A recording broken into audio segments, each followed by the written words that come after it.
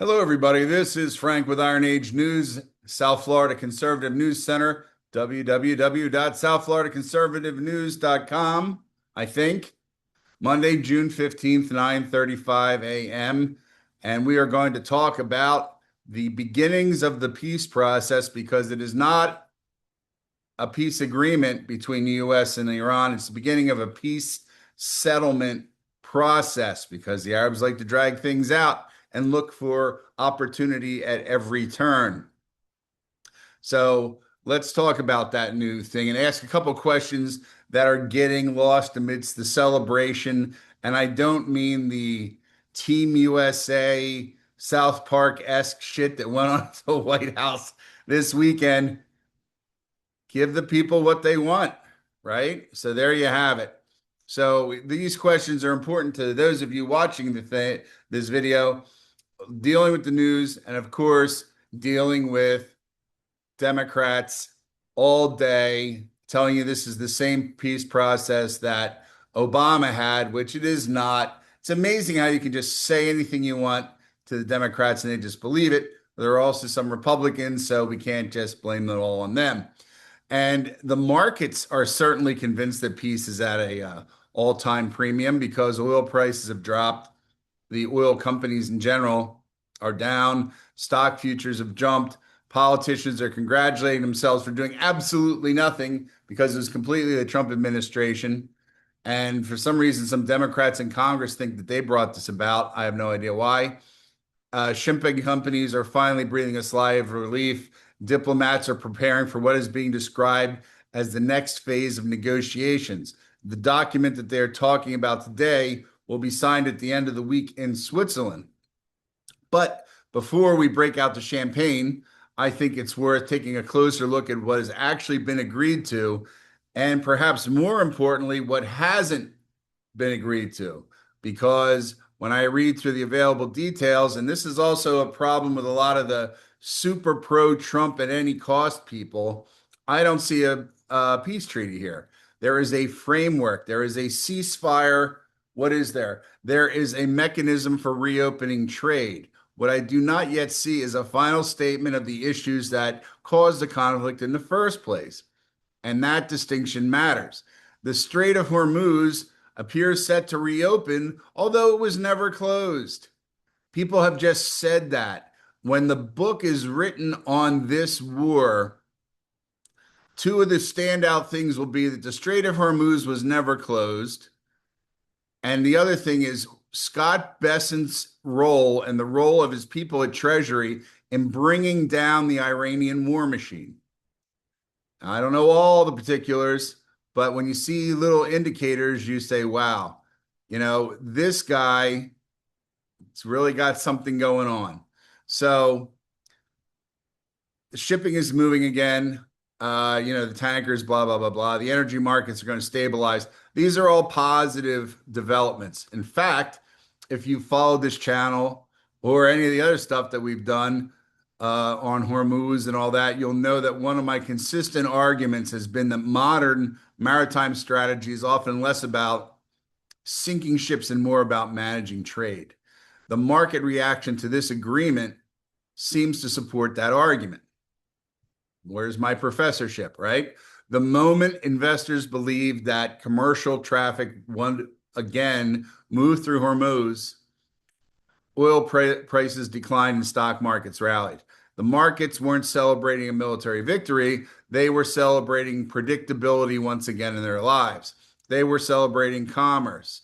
In many respects, they may be the most important lesson of this conflict, but trade restoration and peace are not necessarily the same thing. And that's where I think you're going to find some interesting things. Let's talk about what remains unresolved. Iran's nuclear program is unresolved. Questions surrounding sanctions remain unresolved. The disposition of enriched nuclear uranium remains unresolved. Verification procedures for all this unresolved. Enforcement mechanisms for all this unresolved. The future relationship between Iran and the United States is, say it with me, unresolved. These are not minor details. These are the capital THE details. These are the issues that negotiators are now kicking down the road into a future round of talks. For while many headlines are referring to this as peace, it may more accurately describe this as a bridge between war and negotiation. And that brings me to what I call the logistics reset hypothesis. Like that one? Now, I want to be clear about this. This is a hypothesis. It is not a statement of fact. Unlike some of the other channels, just make shit up. We're telling you what this is. And it is but one possible interpretation of the events. What if this agreement isn't primarily about peace? And this is going to be something we've discussed in other articles and other videos. What if it is primarily about resetting the board? Now, think about what happens immediately after the ceasefire and what we've heard.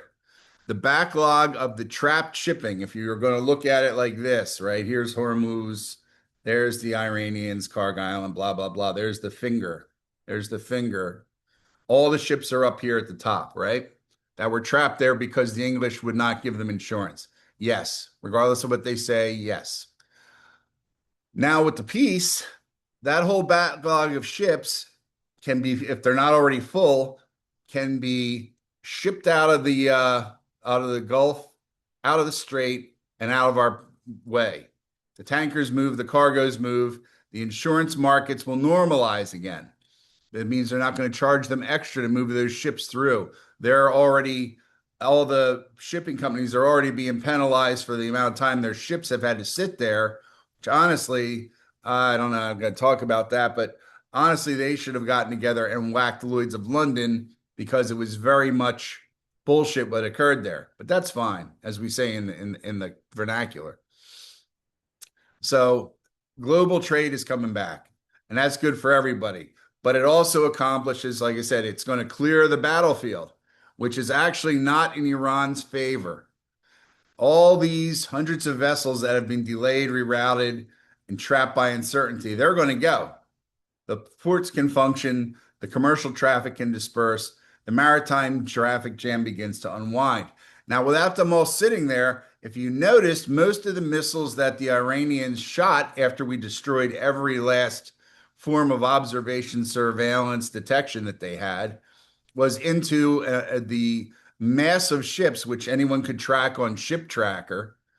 And they sort of just lobbed them up there to see what they were going to hit. Nobody ever said we were going to hit this ship, that ship, or the other. They just did it because they did not know. They were throwing them out and they were using commercially available software programs to do their dirty work. And hold on one second.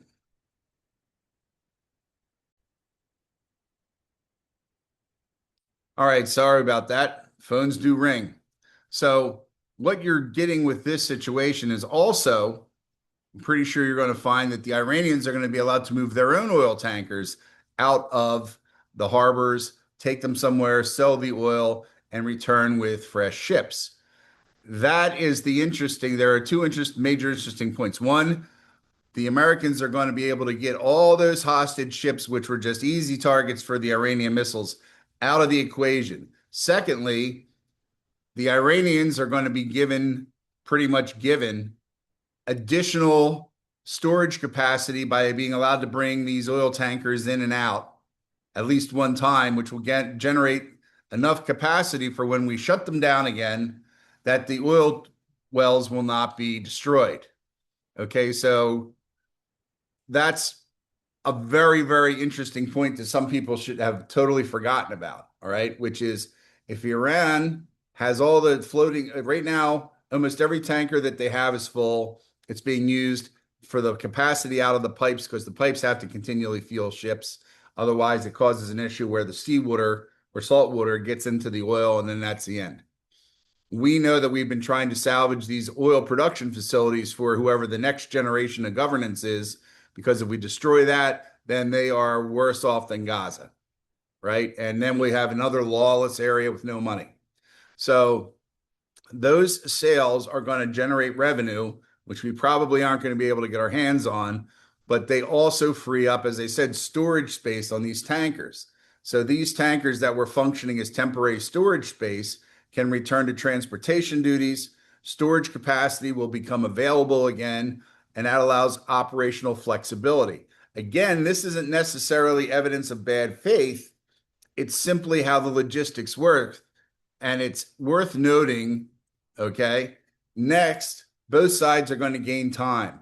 Wars consume equipment, wars consume inventories, money, political capital, things of that nature. We're starting to finally see the Iranian civilians overcoming the fear of being murdered and moving about more freely to protest in the streets, as Iran can give them nothing now in the way of goods and services.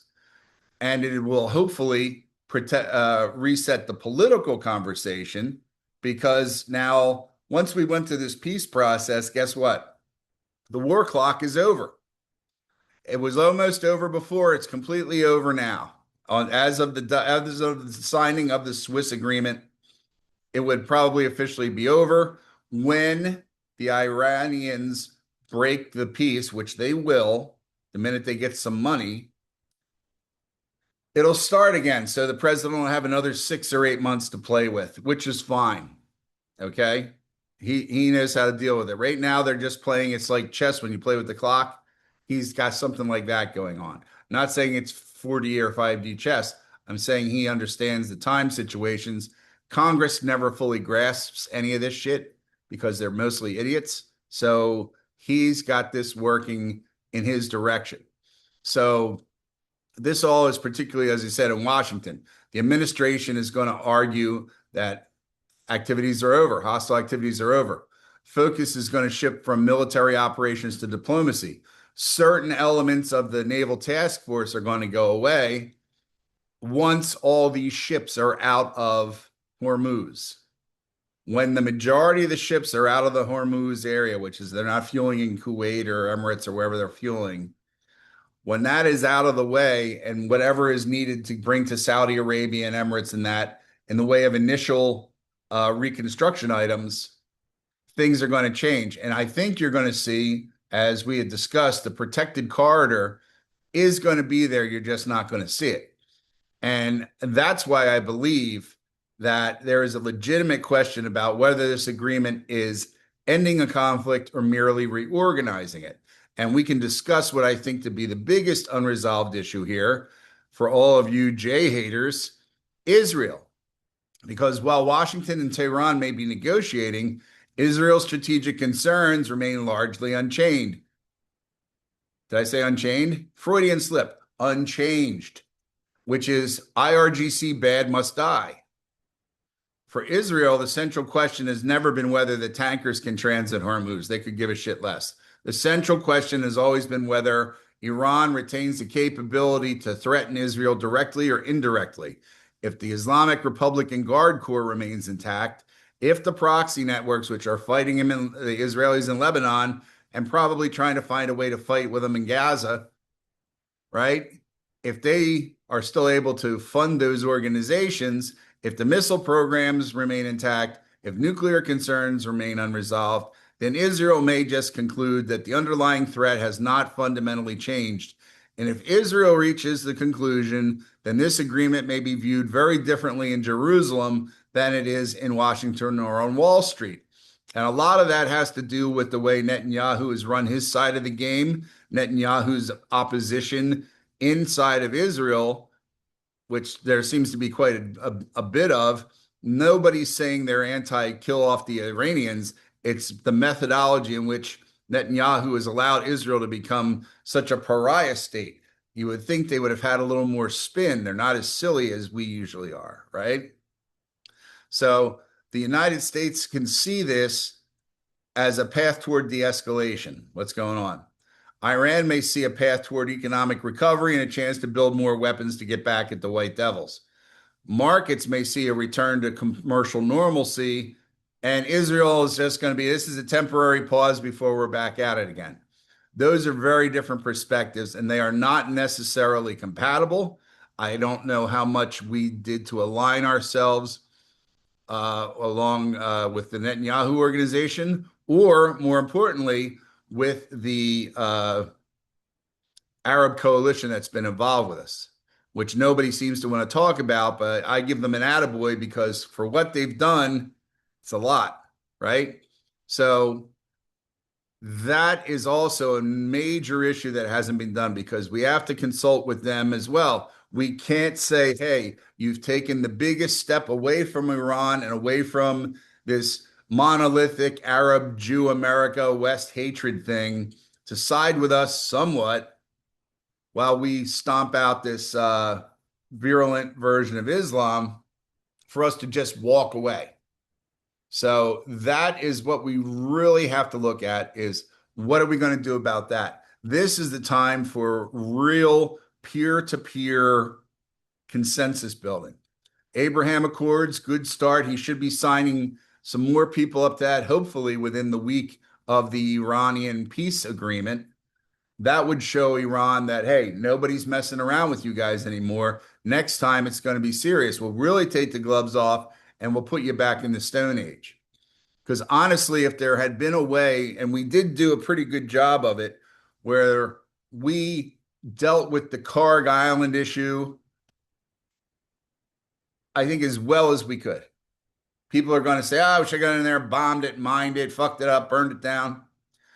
You're building the next generation of terror at that point, because if the extremists are in charge and you take out some of the money, you'll end up having the same problem we had in other countries. They'll go back into drug dealing or weapons dealing or slavery, or they always have a way.